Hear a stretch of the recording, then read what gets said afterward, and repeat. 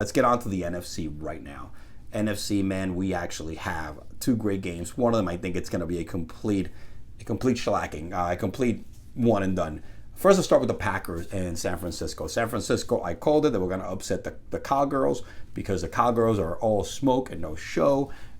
It doesn't take a rocket scientist to know that the Niners were going to beat the 49ers were going to beat the Dallas Cowboys.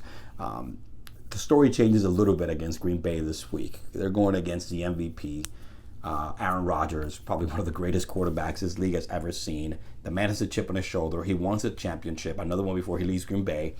And look, the 49ers, after last week, are playing a different animal.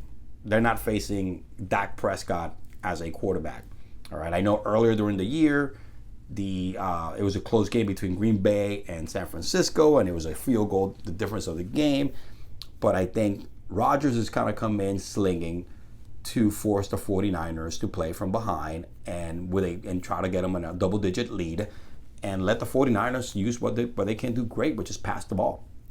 I know Deebo Samuel is a switchblade who's been doing everything that he needs to do, running it, throwing it, catching it, everything. It's not going to be enough. Look, Jimmy G is banged up with that thumb. Nick Bosa is going to play banged up. All right, we have, let me take a look at these. Ward is going to come in also banged up.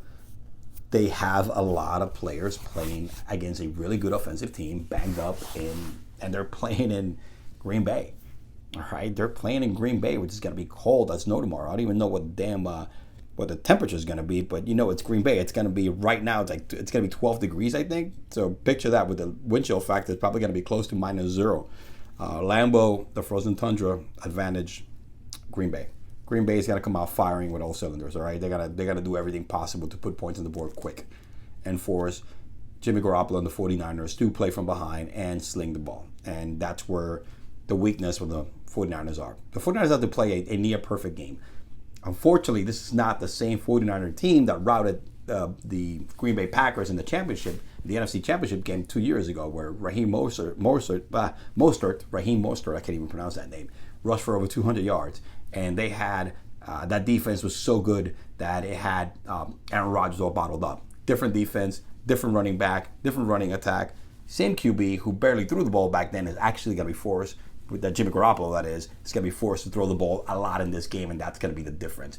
Again, dude, Aaron Rodgers is the GOAT. He's going to get the job done. He's moving on for the third year consecutively to the NFC Championship game. It's very simple. It is what it is. There's nothing to go crazy about here. This is probably one of the most guarantees, and I hate to sound confident, but this is probably the only guaranteed of the week. Okay, Bengals and the Bills game, there's a little more of a 50-50 with the Bengals, a little more of 60-40 with KFC with the Chiefs. But this game is pretty confident that it's a one and done for San Francisco, and again Green Bay and A-Raj move on to the division championships, okay, to the NFC Championship. It's pretty done and said. Let's go ahead and move on to the final game of the weekend, the game that I'm looking forward to the most, more than the Bills and Chiefs. All right, the Rams and the Buccaneers. Here, honestly, man, I'm a little torn, but in my career, in the history of me watching so much sports and being around friggin' Tom Brady, who, by the way, I'm turning 44 next month. I'm as old as Tom Brady. So I've seen this guy all my life, half my freaking life in sports. And every time I bet against Tom Brady, I lose. I bet it against last year, and I lose. I'm a Giants fan. The only time I've never lost against Tom Brady is when I bet with my Giants on 2 Super Bowl occasions, and that's the only time I've been able to beat the GOAT, when I betted against the GOAT, when I've gone against the GOAT. These are not the Giants, okay? But look, let's break this down. The Rams. Aaron Donald and Von Miller, that defensive front look really, really dominant against Kyler Murray and the Cardinals. At the end of the day, though, the offensive line for the Cardinals, it's not the Buccaneers' offensive line, who are much better than they are. I think Darnold and Von Miller are going to be a problem. They're going to be a menace. They're going to be definitely a nuisance, but I think this line is going to hold them off a little better.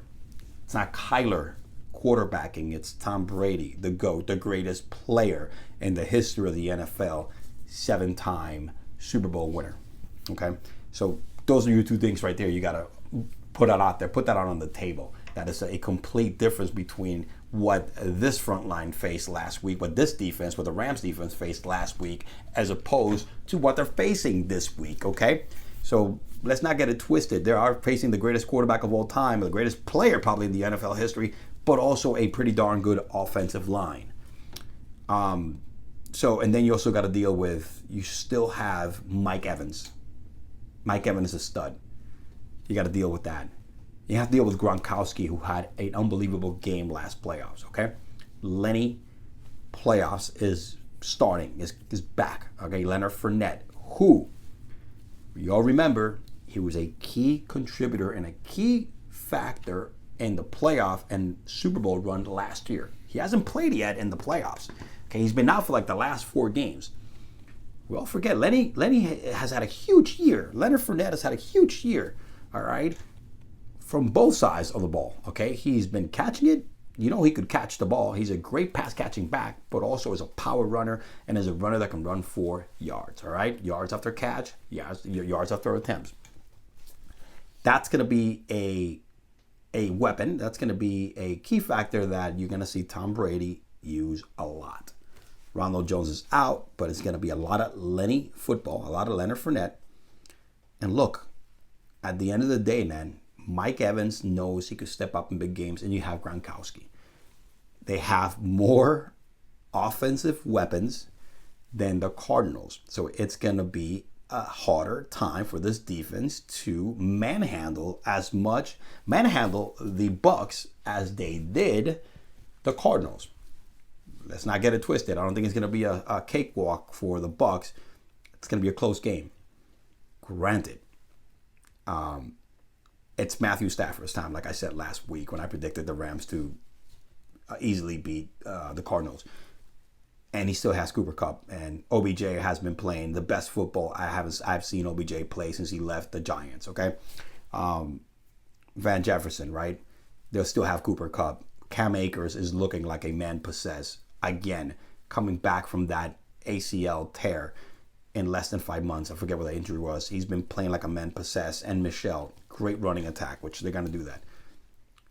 But the Buccaneers defensive front, Ndamukong Suh, the Clawman, Jean Paul Pierre, and the other players, they are not the Cardinals' soft front defensive line.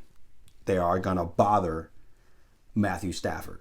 Matthew Stafford had a lot of time to throw against the Cardinals. So it was very easy for him to set and get the ball out there to where he wanted. This is going to be a little different. All right, they're gonna make Matthew Stafford uncomfortable. Now, I'm not saying that Matthew Stafford cannot handle it, because this man threw for 4 touchdowns when he met him earlier in the year, and the Rams beat the Buccaneers. But when the GOAT plays the team for the second time after a loss, his record is pretty positive. So for a fact that Todd Bowles is going to have that defense ready to make sure they're going to force Matthew Stafford to make some really bad decisions. Again, to me, this game is 50-50. My mind says the Rams, because on paper, I think they have the better team. But my heart says don't ever bet against the GOAT unless they're playing the New York Giants and Eli Manning is the quarterback. In this case, they're not playing the Giants or Eli Manning is quarterbacking. So I am going to go with the Buccaneers on this one. Never bet against Brady. He still has a great team. And these are the games this man has played under adversity over and over again throughout his career. Matthew Stafford is uncharted waters, never been this far, and I don't think he's ever played in that caliber and playoff scenario before. But Matthew Stafford is a pro. Regardless of his lack of experience in this deep into the playoffs, he's still one of the greatest quarterbacks in the game today. And look, almost 48. He had over 4,800 passing yards, 41 touchdowns, 17 picks. He had only 2 less touchdowns than Tom Brady, and had about 500 less passing yards than Tom Brady. He still had a really decent MVP consider talk season for Matthew Stafford. But I think the Leonard Fournette coming back is going to be the huge dividends here. It's going to pay huge dividends. I think it's going to be the key factor for the Buccaneers. It's 50-50, man. I'm picking the Bucs, but I will not be surprised if the Rams win. So, okay, there we go. These are your playoff divisional round, your NFL playoff divisional rounds. Reaction, breakdowns, all right, preview, and prediction. Thank you all for watching. This is your boy E-Man signing out. Peace.